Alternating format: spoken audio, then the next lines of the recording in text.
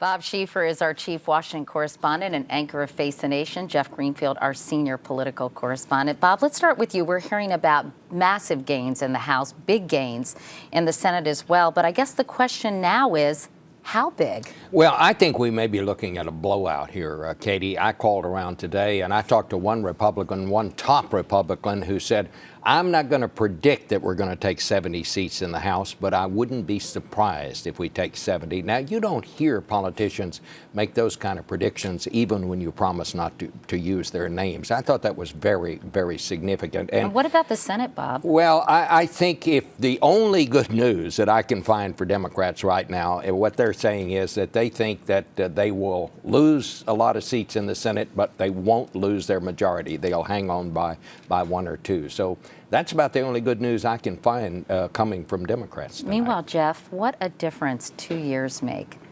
2 years ago, everyone was saying the Republican Party was on life support. It may be a generation before it was resuscitated. What happened? Nothing like really terrible economic news for a year and a half to change the reality.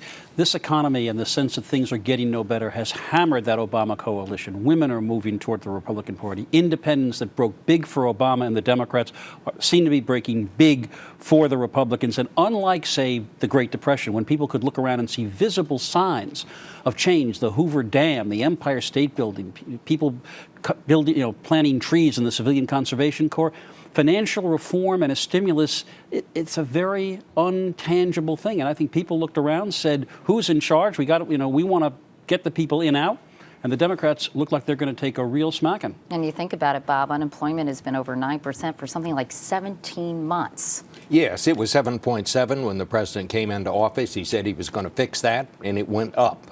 There's nothing like a bad economy to pose a danger to incumbents, and that's what's going to happen. Do you think the get out the vote effort by the Democrats, they've got a mechanism in place, will make up for any of these losses, or it's just too little? It may help, but I'm afraid this may be too little too late. All right. Bob Schieffer, Jeff Greenfield, gentlemen, thank you both as always.